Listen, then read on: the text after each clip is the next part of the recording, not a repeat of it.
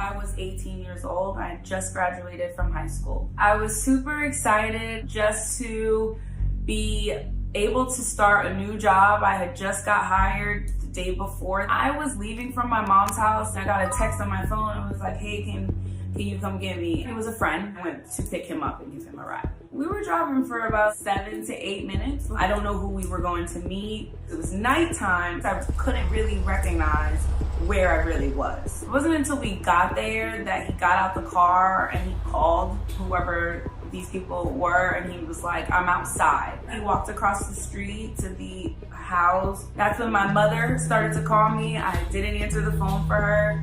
I texted her and I lied and I told her that I had just got home. By the time I put my phone in my cup holder and I looked up, my friend got in the car, I'll never forget it.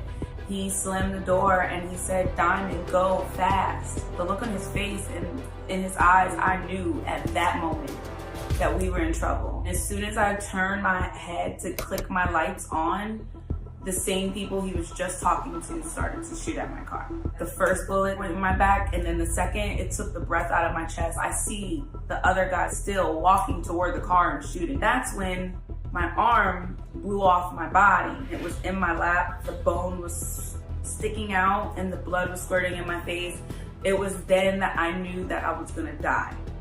I knew that I could drive, but I couldn't feel my legs anymore. I started to scoot myself with this arm because this right arm is the only thing that I could feel. I grabbed my foot from the brake to the pedal and the car started to rev up and I was driving, trying to control the car. They were still shooting. I knew that I was gonna either like kill myself now by crashing into ongoing traffic, or I could just give up right now and I could just stop. I jerked my wheel into a woman's front yard. When I crashed in her yard, all the gunshots stopped. I just started to hear the trickling of my glass. Once I got to the hospital and I saw my mother's face, I felt a sense of, I'm at home now, and I let go. I was in an induced coma for 4 days.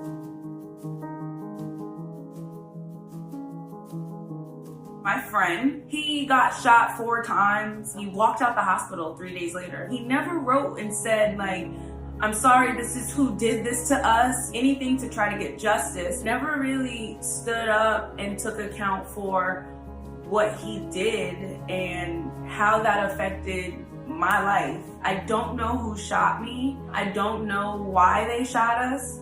It is scary to me to know that, these people could still be out here in the world, possibly able to hurt somebody else. It wasn't until I was able to get off of life support and really stand up for myself. From there, it was a journey of healing and understanding and accepting a new life. Dance has been my passion since the age of 3, and I have continued on to dance even after my injury. I got around a whole bunch of other women in wheelchairs. When I really started to get around the community was when I really started to feel empowered. I started posting my videos on social media and I saw the outpour of love from the community. It really gave me the confidence that I needed, that I already had inside, but I feel like I needed that little boost.